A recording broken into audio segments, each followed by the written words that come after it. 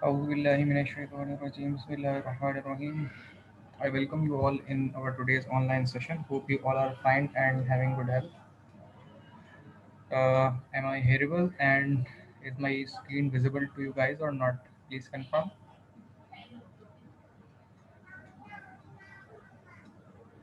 Yes, sir. Everything is okay. Okay. We start today's session with some words of Holy Quran.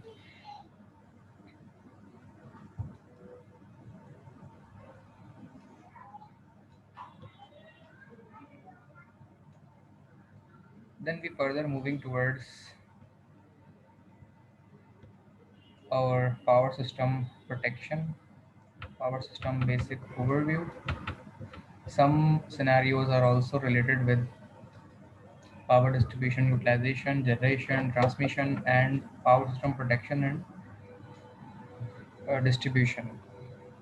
So I start today's session with the little bit of overview about the power system basics. In previous session, I was discuss the single line diagram of power systems, and same time I'm also discussing about some definition, short circuit, abnormal conditions, equipment failure. These are the causes by which we need to use system protection networks and topologies and integrated systems, relays, equipments which are caused to reduce the power failure and prevent a system from different kind of abnormal and normal short circuits. Furthermore, I was discussed about the electric power system that was categorized in 6 units of sections from generation, step up transformer, transmission line, from sending to receiving, and then step down the power of in terms of voltage, and then further step down by distribution transformer, and at the end the power is being taken by the home or provided by the supply of utility to the home at the end, section number 6. So this is the whole scenario story about power generation to end at distribution, a little bit of summary in divided 6 sections. Then I was discussed about the single line diagram and the schemes of single line diagram in horizontal and in vertical. Further, I further continue the typical buck powered system from generator plant, step up transformers, transmission system, bulk powered substation system, further divided into distribution station, and then primary circuit and three phase primary mains, and then further categorized to single line literals of sections in which a single utility of low voltage circuits are being utilized in this aspect. Further, my previous session was end at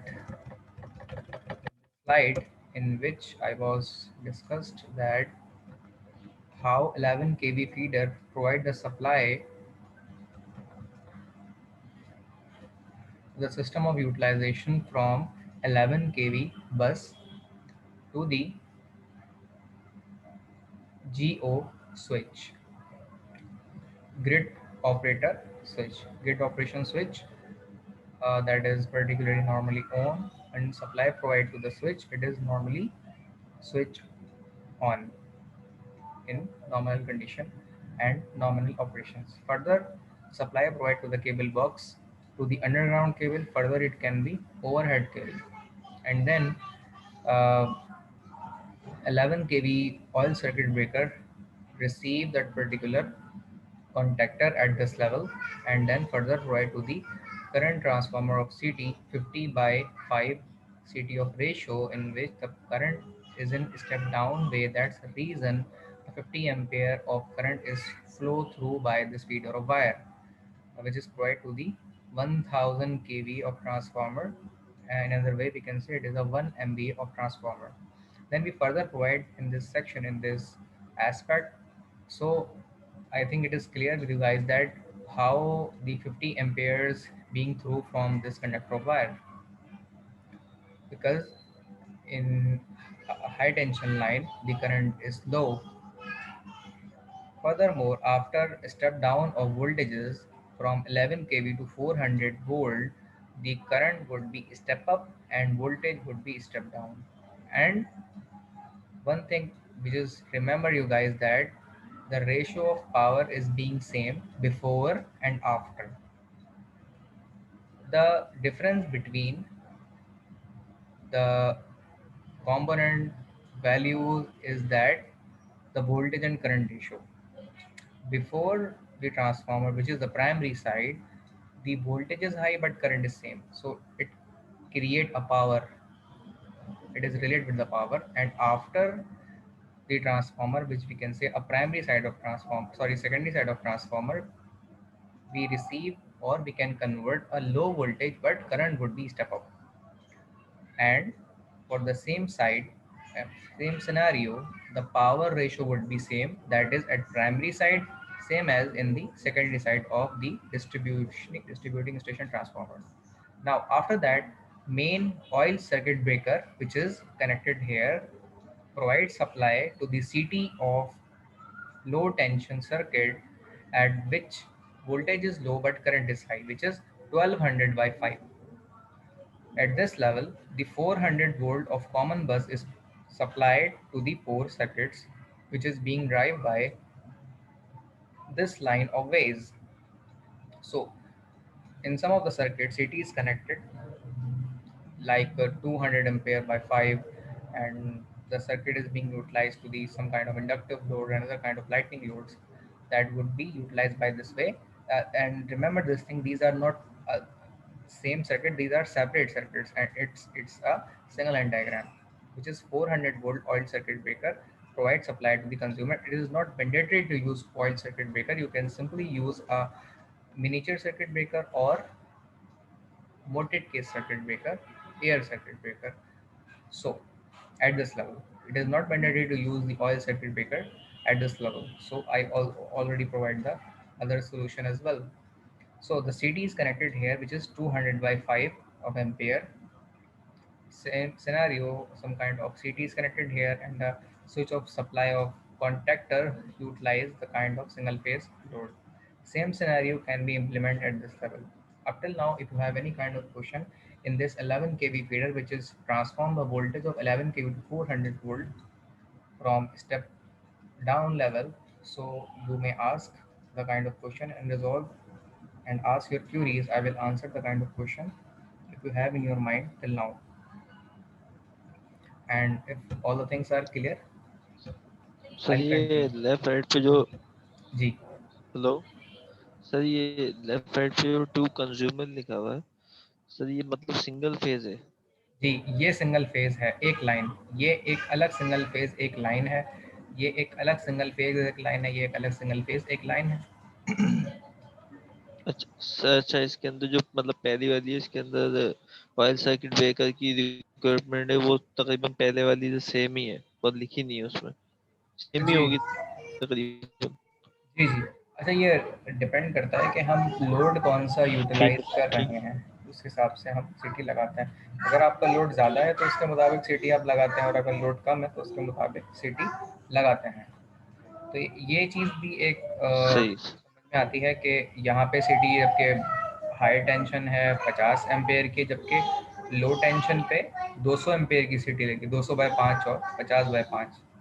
सो ये चीज़ समझ आ गई होगी कि जो high tension होती है वहाँ current कम होता है और voltage yes sir enormous level पे ज़्यादा होता है, इसलिए वहाँ पे सिटी कम रेशो की लगती है। और यहाँ जो लो वोल्टेज पे करंट कई गुना ज़्यादा होता है, और हम उसे यूटिलाइज करते हैं या कनेक्ट करते हैं सिटी को एज पर requirement of our load consumption, उसके मुताबिक सिटी यहाँ पे लगाते हैं। और इसी तरीके से रिस्पेक्टिव अलग अलग सर्किट्स में अलग अलग सिटीज़ लगेंगी।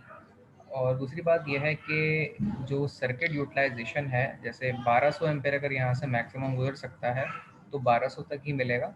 उससे ज़्यादा आप यहाँ पर अगर करंट यूटिलाइज करना जाएंगे तो आपके जो सर्किट ब्रेकर लगे हुए हैं ये ट्रिप हो जाएंगे इसके साथ, क्योंकि ये ओवरलोडिंग पे आ जाएंगे। तो ये सर्किट ब्रेकर और फर्दर अगर आप और भी लोड यूटिलाइज कर रहे हैं 1200 एम्पेयर, अगर ग्रेजुअली सम अप करके सबका निकालें जो कि 1200 या उसके ऊपर आप जाने लग जाएं तो वो ओवर करंट पे चले जाएंगे। और उसमें दो सिनेरियो होंगे, एक तो इंडिविजुअल ब्रेकर ट्रिप होंगे और ये मेंस का जो सर्किट ब्रेकर जो कि आपको 1200/5 का करंट प्रोवाइड कर रहा है फर्दर, वो भी ट्रिप हो जाएगा। तो ये भी एक अलग सिनेरियो है, क्योंकि हम कुछ अलग अलग schemes of protections power distribution utilization के एंड पे इस चीज़ को देख रहे हैं। तो उसके हिसाब से हमें इन जो सिनेरियोज हैं उनको भी मद्देनज़र रखना ज़रूरी है। जी जनाब, यहाँ तक कोई सवाल? Excuse me sir. जी। जी सर, ये जो आपने ऑयल सर्किट ब्रेकर लगाया है सर, ये तो बहुत हाई वोल्टेज पे लगता है, तो सर यहाँ पे इसकी नीड थी क्या? असल में सिनेरियो ये है कि बाज़ दफ़ा में स्ट्रीम पे अगर आप गौर करें तो इस पूरे के पूरे स्कीम ऑफ 11 केवी फीडर के अंदर ऑयल सर्किट ब्रेकर इस्तेमाल हुए हैं। तो उन्होंने उसको मेंटेन करते हुए ओसीबी को इस्तेमाल कर लिया है। लेकिन मैंने ये बताया है कि आप यूटिलाइजेशन एंड के ऊपर ऑयल सर्किट ब्रेकर अगर ना भी लगाएं, बल्कि इसके अलावा एमसीबी एमसीसीबी इस्तेमाल कर लें या एयर सर्किट ब्रेकर को इस्तेमाल कर लें तो वो भी काफ़ी है। मोटर प्रोटेक्शन सर्किट ब्रेकर को इस्तेमाल कर लें वो भी इनफ है। 4 से 5 अलग किस्म के ब्रेकर ऑयल सर्किट ब्रेकर के अलावा भी आप यूज़ कर सकते हैं। लेकिन यहाँ ये ऑयल सर्किट ब्रेकर बिल्कुल भी ज़रूरी नहीं है लगाना, और ये इन्होंने गलत लिखा हुआ है असल में। यहाँ तक तो लग सकता है, लेकिन ये एंड पे ऑयल सर्किट ब्रेकर लगे ये कोई ज़रूरी नहीं है। वो एक मिस प्रिंटिंग कह सकते हैं कि बुक में हो सकती है, लेकिन ऑयल सर्किट ब्रेकर 11 केवी के फीडर के बाद फिर कहीं नहीं लगता। यहाँ तक सिर्फ लग सकता है, यहाँ लगेगा, यहाँ लगेगा, ऊपर लग जाएगा, लेकिन फर्दर इसके बाद यूटिलाइजेशन के एंड पे ज़्यादा सर्किट ब्रेकर मज़ीद हम ऑयल सर्किट ब्रेकर इस्तेमाल नहीं करते। वो 4 से 5 किस्म के ब्रेकर मैंने उनको बता दिया। ओके जी, यहाँ तक जी हमने सर। डिस्कशन फर्दर कर ली है। तो हम यहाँ से आगे बढ़ाते हैं। ये key diagram of 11 KV by 400 volt indoor substation of 11 KV feeder भी कह सकते हैं इसे। की डायग्राम हमने सिंगल लाइन में डिस्कस की। फर्दर यहाँ तक काफ़ी चीज़ें क्लियर हो गई होंगी। अब यहाँ से हम आगे चलते हैं। Electric power system exposure to external agents के, इनके ऊपर किस तरीके से असरअंदाज होती है इलेक्ट्रिकल पावर सिस्टम्स के जो एस्पेक्ट्स होते हैं। What components equipment do we protects, हमें क्या प्रोटेक्ट करना होता है जिसके लिए हम प्रोटेक्शन स्कीम्स और ख़ास तौर पर जो डिस्ट्रीब्यूटिंग स्कीम्स को फॉल्ट से प्रिवेंशन के लिए हमें वहाँ पे प्रोटेक्शन स्कीम्स इंक्लूड करनी होती है। वो सबसे पहले उनमें जनरेटर्स हैं आपके, transformers, reactors, lines, buses, capacitors. ये वो सिनेरियोज हैं, ये वो डिवाइसेस हैं जिनकी प्रोटेक्शन फॉल्ट से प्रिवेंशन के लिए हम प्रोटेक्शन स्कीम्स इसमें लगाते हैं, ताकि ये इक्विपमेंट क्योंकि महंगे भी होते हैं और इनकी प्रिवेंशन फॉल्ट से ज़्यादा ज़रूरी होती है। What is component equipment do we protect, हम क्या चीज़ प्रोटेक्ट करना चाहते हैं। तो उसमें यहाँ पे फिलहाल उसके लेजेंड्स बता दिए गए हैं कि जो ब्लैक कलर्स हैं वो जनरेशन है, ब्लू से जो ट्रांसमिशन है और ग्रीन से डिस्ट्रीब्यूशन है। तो ब्लैक से ये जनरेशन हो रही है यहाँ पे इस लेवल पे, उसके बाद आपकी ट्रांसमिशन हो जाती है, फर्दर यहाँ जो है डिस्ट्रीब्यूशन है सारी। ठीक, तो इस तरीके से आप, अच्छा यहाँ वोल्टेज लेवल डिफरेंट है। वोल्टेज लेवल की स्कीम से बताता चलूँ आप लोगों को। हाई स्ट्रीम्स के अंदर जनरेटिंग स्टेशन के अंदर जो हमारी जनरेशन होती है वो 11 केवी या 22 केवी में होती है, मोस्टली 11 केवी है। 11 केवी से स्टेप अप करके उसे हम 132 केवी में ट्रांसफॉर्म करते हैं, और 132 से फिर हम उसे 500 केवी या 220 केवी में ट्रांसफॉर्म कर लेते हैं। लेट से हम यहाँ कह देते हैं कि ये 500 केवी है, तो 500 केवी में ट्रांसफॉर्म करने के बाद, जो कि लिखा हुआ भी है 500 केवी। अच्छा, 500 केवी की स्टैंडर्ड है, इसके ऊपर भी कोई स्टैंडर्ड होता है? तो बिल्कुल इसके ऊपर स्टैंडर्ड होता है आपका 765 केवी। ठीक है। अच्छा, 500 केवी के बाद या तो आप ट्रांसमिशन कर सकते हैं 500 केवी में, या फिर आप ट्रांसमिशन कर सकते हैं 220 केवी में। जब ये ट्रांसमिशन प्राइमरी लेवल पे आप कर चुके होते हैं तो उसके बाद स्टेप डाउन ट्रांसफार्मर के ज़रिए उस 500 केवी को 220 केवी में स्टेप डाउन करते हैं, 220 केवी को 132 केवी में स्टेप डाउन करते हैं और 132 केवी को 11 केवी में स्टेप डाउन करते हैं और 11 केवी से 400 वोल्ट के अंदर स्टेप डाउन करते हैं। उसके बाद फिर हम अपने मुख्तलिफ तरह के जो कमर्शियल लोड हैं उनको यूटिलाइज़ करते हैं, इंडस्ट्रियल लोड को यूटिलाइज़ करते हैं और रेजिडेंशियल लोड को यूटिलाइज़ करते हैं। ये पूरी स्ट्रीम ऑफ केवी के मुताबिक जो वोल्टेज स्ट्रीम और यूटिलाइजेशन के एंड पे हम चीज़ों को ऑब्जर्व करते हैं, ये सारी वो चीज़ें हैं। तो उसके मुताबिक हम इस चीज़ को देखते हैं, कंसाइज करते हैं। तो ये एक ओवरऑल रिव्यू मैंने आप लोगों के बारे में बताया यहाँ पे किस तरीके से पावर सिस्टम के कंपोनेंट्स जिनकी जिनकी प्रोटेक्शन ज़रूरी होती है। अच्छा, यहाँ पे जनरेशन साइड पे भी प्रोटेक्शन ज़रूरी है, ट्रांसमिशन साइड पे भी, और डिस्ट्रीब्यूटिंग स्टेशन साइड पे, डिस्ट्रीब्यूशन यूटिलाइजेशन पे भी प्रोटेक्शन हमें ज़्यादा ज़रूरी है। फर्दर हम यहाँ से आगे बढ़ते हैं। What component equipment do we protect. तो हम कौन से कंपोनेंट्स को प्रोटेक्ट करना चाहते हैं, तो उनमें जनरेटिंग स्टेशन है आपका, जो कि बहुत एक अहम हिस्सा होता है। जनरेटिंग स्टेशन, जनरेशन में हम मुख्तलिफ तरह के एस्पेक्ट्स को डिस्कस करते हैं which are related to the thermal power station, further renewable, nuclear and conventional thermal power plant in which your diesel based power plants are being used, and different kind of power system of generation are being used at this level.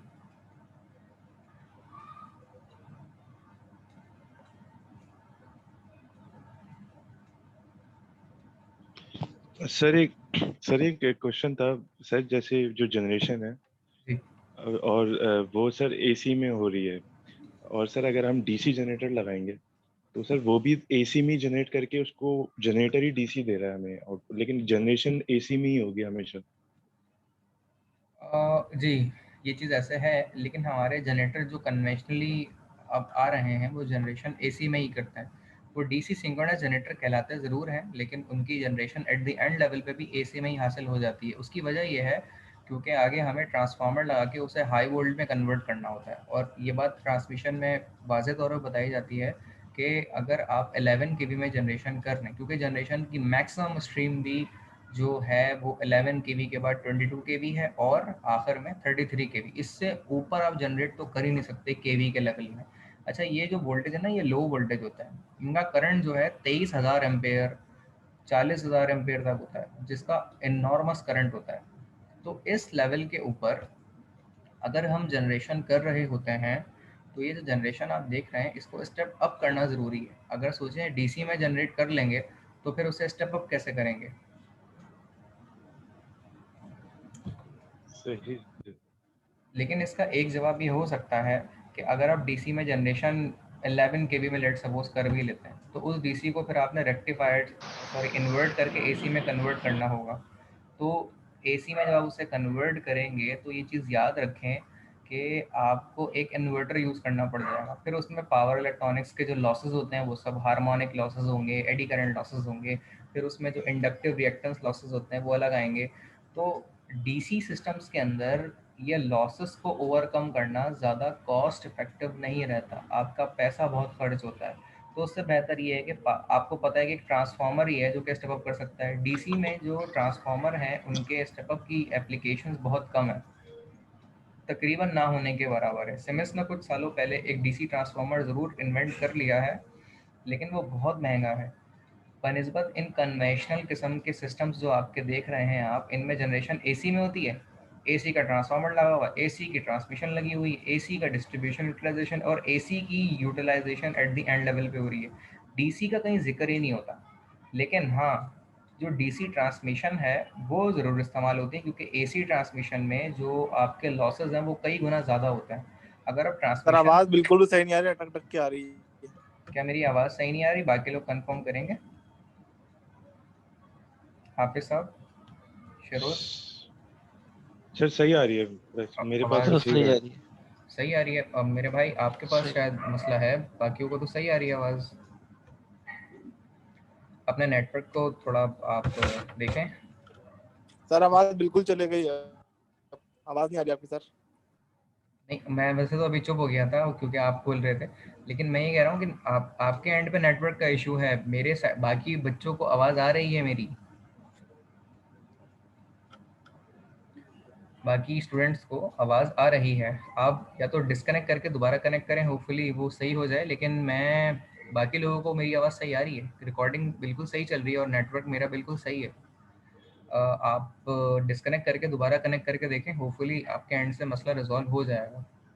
अच्छा, मैं ये बता रहा था कि ये जो transmission line होती है, इसके अंदर जो हम इलेक्ट्रिसिटी को ट्रांसपोर्ट करते हैं, भेजते हैं सेंडिंग से रिसीविंग एंड पे, तो इसमें ना ये जो ट्रांसमिशन होती है इसमें डीसी ट्रांसमिशन बन सकती है। जैसे आपने वो सुना होगा कि ये जो एंग्रो के अंदर पावर जनरेशन हो रही है, थर के अंदर 5 किस्म के आईपीपीज जनरेशन कर रहे हैं, उसमें हबको ने अपने 2 पावर प्लांट 330 मेगावाट के मिलाकर 660 मेगावाट में जनरेट करके पिपरी, पिपरी से फिर मिटियारी, मिटियारी से फिर लाहौर, लाहौर से फैसलाबाद सिस्टम एक पूरा लगाया है जहाँ से नेशनल ग्रिड को सप्लाई मिल रही है।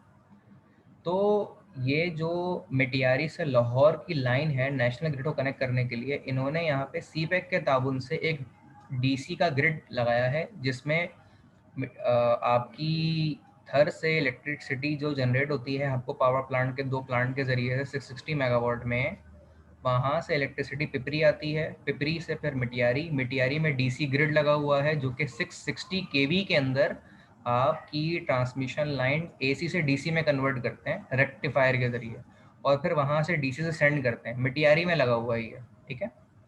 अब मिटियारी से सेंड होता राइट है सर। ये लाहौर। अब लाहौर जब ये रिसीव हो जाता है तो फिर ये डीसी में होता है, तो फिर इसे नेशनल ग्रिड में कनेक्ट करने से पहले डीसी से एसी में कन्वर्ट किया जाता है जो 660 केवी है।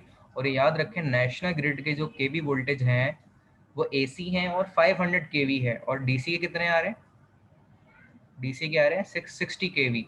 तो आपको कन्वर्ट करना होता है डीसी को एसी इन्वर्टर के जरिए, और ख़ास तौर पे फिर उसे स्टेप डाउन करना होता है 660 से 500 केवी में, क्योंकि आप 660 को 500 केवी से डायरेक्ट कनेक्ट कर नहीं सकते। समझ आ रही है बात? जब आप डीसी लाहौर में रिसीव जब होते हैं मिटियारी से 660 केवी के डीसी एचवीडीसी के वोल्टेजेस में, तो आप वो डीसी के वोल्टेज को नेशनल ग्रिड के 500 एचपी एसी से कनेक्ट तो कर नहीं सकते। तो फिर होता यह है कि आप कन्वर्ट करते हैं सबसे पहले डीसी एचपी डीसी को एचपी एसी के अंदर इन्वर्टर के ज़रिए, और फिर वो जब एसी में कन्वर्ट हो जाता है तो वो 660 केवी एसी का बनता है। लेकिन नेशनल ग्रिड के जो केवी वोल्टेज है वो 500 केवी हैं, तो आपको क्या करना पड़ेगा, इसको स्टेप डाउन करना पड़ेगा।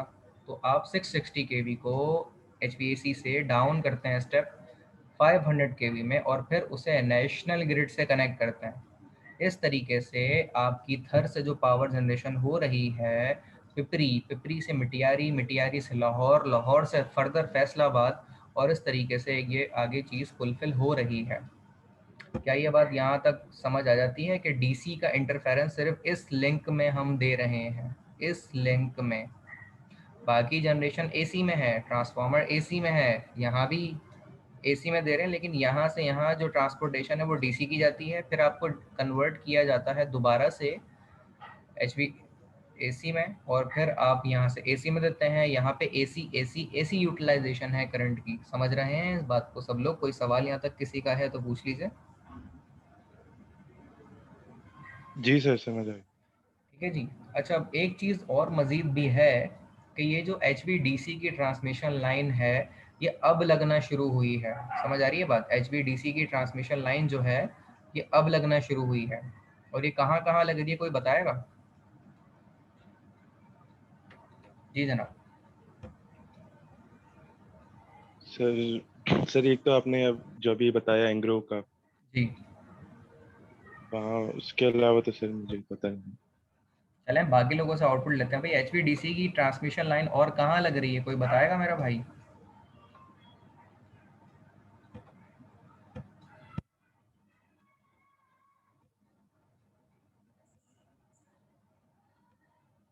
जी जनाब, किसी की अगर नॉलेज में है तो बताएं, एच की ट्रांसमिशन लाइन और कहाँ लग रही है? नहीं सर, नहीं पता। सर एक यहाँ यूनिवर्सिटी में भी हमने सुना था कि डीसी ट्रांसमिशन लाइन नहीं नहीं, लग रही है। यूनिवर्सिटी में तो नहीं है भाई, ऐसा नहीं है। अच्छा। ऐसा नहीं है। अच्छा, मैं एक असल में ईपीटीवी में थोड़ा आजकल कहीं पे पढ़ा रहा हूँ एक और यूनिवर्सिटी में जाके, तो मैंने सोचा शेयर करता हूँ आप लोगों से। पावर सिस्टम बल्कि वो हाई वोल्टेज। एक प्रोजेक्ट और भी है जो कि काबुल से पेशावर का सर्किट है। वो 500 केवी एचवीडीसी के अंदर है, काबुल से पेशावर। तो ये भी एक सिस्टम है जो कि लग रहा है, और ये कासा प्रोजेक्ट कहते हैं इसे, कासा प्रोजेक्ट। इस कासा प्रोजेक्ट के अंदर जो इलेक्ट्रिसिटी है वो एचवीडीसी के अंदर लग रही है, ठीक है, कासा प्रोजेक्ट में। तो ये दूसरा सिस्टम है सही। जिसमें आपकी जो पावर है वो डीसी में जा रही है।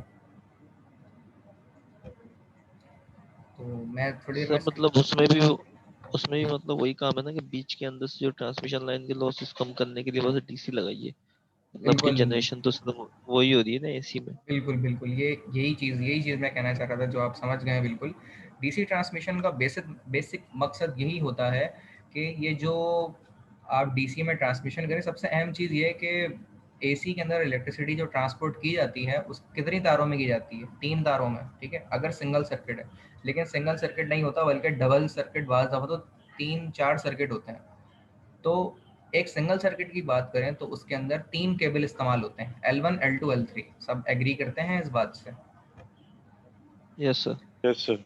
अच्छा, डबल सर्किट हुए तो 6 तारे हो जाएंगी, ट्रिपल सर्किट हुए तो 9 तारे हो जाएंगी, और अगर 4 सर्किट हुए तो ये 12 तारे हो जाएंगे। ये तो समझ आती है ना, single circuit, double circuit, triple circuit transmission line में क्या होता है। जी जी सर। तो अब जितने ज़्यादा सर्किट बनते जाएंगे, ये चीज़ देखें, टावर का स्ट्रक्चर उतना बड़ा होगा, टावर की कॉस्ट ज़्यादा होगी, और उसके इंसुलेशन की कॉस्ट भी होगी, अगर 3 केबल एक सिंगल सर्किट में इस्तेमाल हो रहे हैं। अच्छा, डीसी के अंदर जो केबल इस्तेमाल होते हैं वो सिर्फ 2 होते हैं सिंगल सर्किट, एक पॉजिटिव एक नेगेटिव। क्या आपकी कॉस्ट बच गई इस तरीके से? Yes sir. सही सही। कॉस्ट बच गई।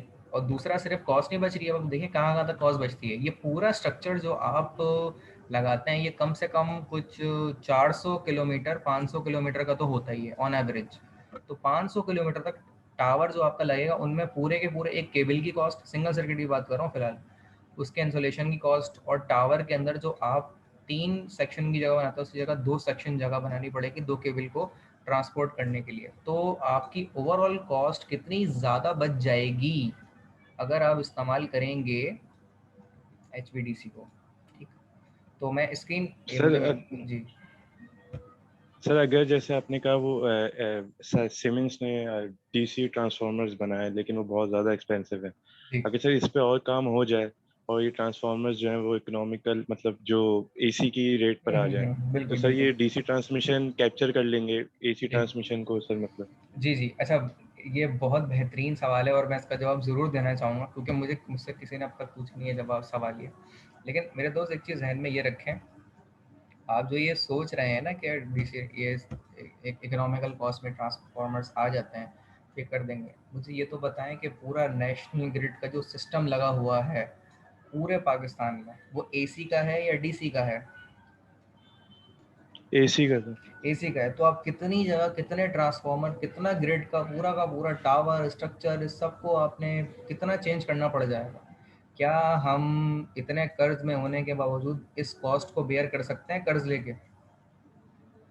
नहीं सर, हम तो तो नहीं कर सकते। हम इसको नहीं कर सकते। अच्छा, तो फिर हम सोच क्यों रहे हैं इसके बारे में? हम इसके बारे में इसलिए सोच रहे हैं, जो नए सिस्टम्स, नए डैम, नई जनरेशन्स हो रही है, जैसे अभी पिछले साल ही जनरेशन हुई है लॉकडाउन के दौरान अपनी, उसकी, एक तो कैनअप यूनिट 2 इनॉग्रेट हुआ है, ये बल्कि ये तो इसी साल हुआ है, पिछले साल जो है 2020 में थर के अंदर जो थर में एंग्रो के ताबन से जो हक पावर प्लांट के 2 प्लांट, 330 330 660 केवी 660 मेगावाट के 2 प्लांट ने इलेक्ट्रिसिटी प्रोवाइड की। ये नई जनरेशन है। जब इसका सिस्टम पूरा लगता है ना तो इसकी ट्रांसमिशन आप डीसी के लगा सकते हो, जिसको कनेक्ट करने के दौरान आप वो सब करके लॉसेस कम कर सकते हो इस तरह। तो उस मकसद में इस्तेमाल हो सकता है ये, ठीक है। जिस तरीके से बताया 660 केवी, मैं इसको कोड करा था, ये लेक्चर ढूंढ रहा था इसलिए स्क्रीन शेयर मैंने बंद कर दी थी। तो 660 केवी जो है ना वो HVDC transmission line from Matiari to Lahore, Lahore से फिर वो फैसलाबाद को ज्वाइन करती है। और मिटियारी में कहाँ से आ रही है?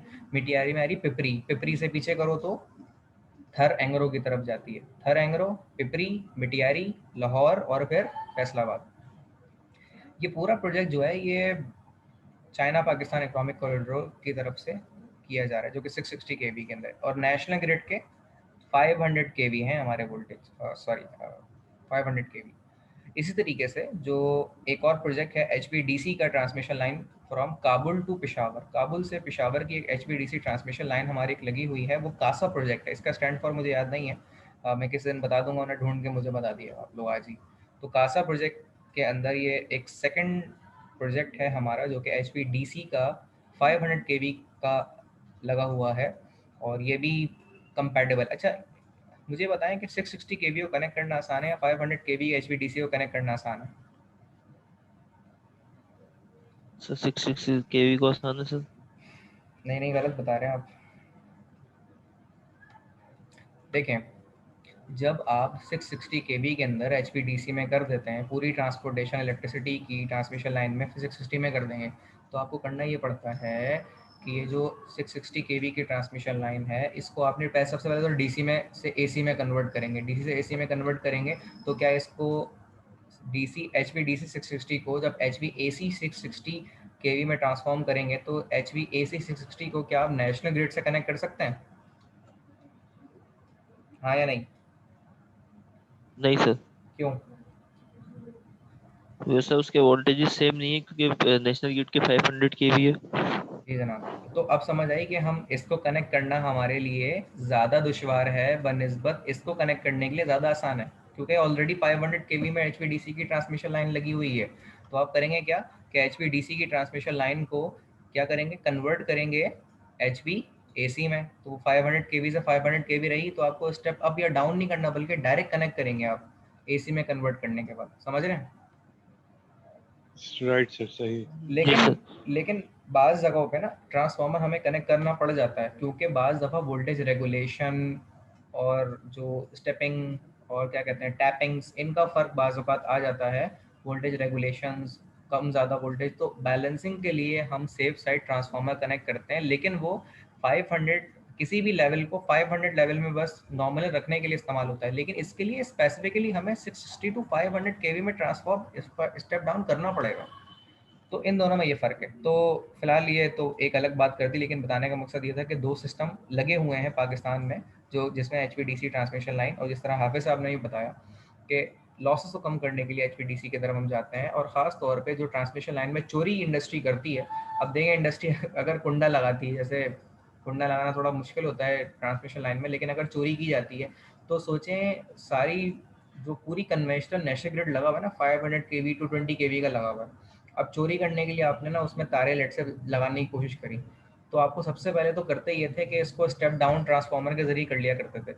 लेकिन जब डीसी में चोरी करेंगे तो आपको उसे इन्वर्ट भी करना पड़ जाएगा उल्टा, और फिर आप स्टेप डाउन करेंगे तो आपका खर्चा चोरी में भी सबसे ज़्यादा है। ठीक है, तो एक इसका फ़ायदा ये भी है, समझ रहे हैं, चोरी करना ज़्यादा मुश्किल हो सर गया है। इससे थेफ्ट कम हो जाएगी ना? थेफ्ट कम हो जाएगी, बिल्कुल जनाब, ये चीज़ भी आप समझ गए। अच्छा, दूसरी बात इसमें यह है कि डीसी में कौन कौन तरक्की कर रहा है, इससे पहले की स्लाइड में दिखाऊं। फिलहाल एसी के अंदर जो हमारे सर्किट लगे हुए हैं, इससे पहले की स्लाइड है, मलेशिया 500 केवी HVAC में कर रहा है, पाकिस्तान HVAC 500 केवी में कर रहा है, इंडिया इवेंट 765 जो कि 500 केवी के बाद का स्टैंडर्ड है उसके अंदर ट्रांसमिशन लाइन में कर रहा है ट्रांसपोर्टेशन इलेक्ट्रिसिटी की। यूएसए जो है वो 765 केवी की ट्रांसपोर्टेशन इलेक्ट्रिसिटी कर रहा है। और चाइना 1000 केवी जो कि 1 MVA बनता है, इसमें HVAC की ट्रांसमिशन लाइन कर रहा है। और ख़ास तौर पे मध्य प्रदेश के अंदर 1200 केवी की 1 किलोमीटर की एक ट्रांसमिशन लाइन है जो कि HVAC की है। सबसे बड़ा एक रिकॉर्ड है, अमेरिका ने भी ये अचीव किया हुआ था। और लेकिन अभी मध्य प्रदेश के अंदर 1 किलोमीटर की ट्रांसमिशन लाइन टेस्टिंग फेज़ में लगी हुई है जो कि HVAC की है। ठीक है, तो ये HVAC के टेस्टिंग और ऑपरेटिंग वोल्टेज मुख्तलिफ ममालिक में इस्तेमाल होते हैं। ठीक है जनाब। अब पाकिस्तान के अंदर ये 2 सर्किट इस्तेमाल हो रहे हैं। अच्छा, यूएसए के अंदर HVDC के 500 केवी और 600 केवी प्लस माइनस इस्तेमाल हो रहे हैं। 800 केवी जो है वो इंडिया में इस्तेमाल हो रहे हैं प्लस माइनस। और इस तरह प्लस माइनस क्यों कह रहे हैं, क्योंकि डीसी प्लस और माइनस होता है ना, पोलैरिटी डीसी में मेंशन करते हैं और एसी में पोलैरिटी नहीं होती। तो ये प्लस माइनस 800 केवी ब्राज़ील में इस्तेमाल हो रहा है। और चाइना के अंदर इवन सबसे हाई 1100 केवी प्लस माइनस इस्तेमाल हो रहा है। चाइना इवन सबसे आगे है HVDC में। अच्छा, इसके अलावा अगर हम बात करें तो एक चीज़ मैं मज़ीद दिखाना चाह रहा था आप लोगों को। हाँ, वो ये था कि हमारे वो डैम बन रहे हैं ना, डैम आपके जहन में अगर हो, मोहम्मद डैम और भाषा डैम बन रहे हैं हमारे। तो इनकी जो जी जी जनरेशन होगी इनकी जो जनरेशन होगी वो उसमें होगी HVAC में ही है, लेकिन इनकी ट्रांसपोर्टेशन जो है वो HVDC में की जा रही है। और इसका जो वोल्टेज लेवल अचीव किया जा रहा है भाषा डैम और मोहम्मद डैम का, ये दयामीर भाषा डैम और धासू डैम, इनके जो वोल्टेज ऑपरेशन इस्तेमाल हो रहे हैं वो 765 केवी इस्तेमाल हो रहे हैं। नेशनल ग्रिड के 500 केवी हैं, लेकिन इसके अंदर जो जनरेशन और ट्रांसमिशन की जाएगी वो 765 केवी ही की जाएगी। ठीक है, तो ये आने वाले 2 प्रोजेक्ट हैं हमारे डैम के जरिए जो बन रहे हैं। 3 डैम बन रहे हैं इस वक्त हमारे, जो 2 फिलहाल अभी रेडी हो जाएंगे आने वाले 2 साल में इंशाल्लाह। नेशनल ग्रिड को एक अच्छा सप्लाई प्रोवाइड करेंगे वो। और उनके जो ऑपरेटिंग ट्रांसमिशन लाइन के वोल्टेज होंगे वो 765 हैं, जो कि इंडिया और चाइना के बराबर हैं HVAC के अंदर। तो वो हम अचीव कर लेंगे। तो ये थी एक छोटी सी प्रोग्रेस जो मैंने आप लोगों से शेयर की। यहाँ तक कोई सवाल किसी के जहन में है तो पूछें आज के सेशन के हवाले से। If you have any kind of question regarding today's session, please feel free to discuss. If you have any kind of query, please discuss. I will answer the kind of question, resolve your queries. Otherwise, I continue the session. तो यहाँ तक हमने, sir एक सवाल था ना, जी जी अभी बात चली थी डीसी ट्रांसमिशन की, मतलब कि जनरेशन से लेके। तो सर अगर जैसे डीसी में जनरेशन करते हैं तो यूजर एंड पे हमें डीसी ही मिलेगा या फिर हमें उसमें कन्वर्ट इन्वर्ट करना पड़ेगा उसको एसी में, क्योंकि सर अप्लायंसेस का भी इशू आ जाएगा उसके अंदर। हम्म, देखें आप थोड़ा उसको एक गलत चीज़ के तौर पे समझ रहे हैं। जनरेशन हमारी अगर डीसी में होती है तो जनरेटर हमारे कहाँ लगे हुए हैं, देखें ये लगा हुआ है हॉक्सबे में, ठीक है, और एक लगा हुआ है बलूचिस्तान में हक्को पावर प्लांट। क्या अगर मुझे हक्को पावर प्लांट से अपने घर में इलेक्ट्रिसिटी चाहिए, जैसे ये लांडी 4 नंबर में, अपना बल्दिया 4 नंबर में, या कुरंगी 2.5 नंबर में, अब इतनी दूर इलेक्ट्रिसिटी कैसे आएगी? और मुझे हक्को पावर प्लांट जनरेट किस में कर रहा है, एसी में डीसी में कर रहा है? सर एसी में। एसी में कर रहा है, और मुझे घर पे भी एसी चाहिए, ठीक है ना, इलेक्ट्रिसिटी। तो अब मुझे ये बात बताएं कि हप्पो पावर प्लांट से मेरे घर लांडी 4 नंबर में कैसे इलेक्ट्रिसिटी एसी में मिलेगी? शायद सी बात है कि वहाँ से हप्पो पावर प्लांट से जनरेशन होगी। हप्पो पावर प्लांट से जनरेशन होने के बाद वो प्रोवाइड करेगा नेशनल ग्रिड को। नेशनल ग्रिड फिर ये तय करेगा कि पूरे सूबों में डिमांड किसकी सबसे ज़्यादा है, सबसे पहले उसे देगा, और उसके बाद किसकी डिमांड है उसे देगा। उसको तय करने के बाद इलेक्ट्रिसिटी जो, फिर ये देखेंगे भाई शहर में ऐसा तो नहीं है कि आप भी साहब वहाँ रहते हैं, वहाँ पे अभी लोड शेडिंग का टाइम है, ये तो सोच रहे हैं इलेक्ट्रिसिटी हब्को से आ रही होगी, मैं जो मतलब रोशनी में खाना खा लूँगा, और इलेक्ट्रिसिटी को लोड शेडिंग का टाइम है तो इलेक्ट्रिसिटी आपको उस वक्त नहीं मिलेगी भाई। तो आपका जब लोड शेडिंग फ्री टाइम होगा तो इलेक्ट्रिसिटी फिर आपके घर में आएगी। और फिर वो कैसे आएगी?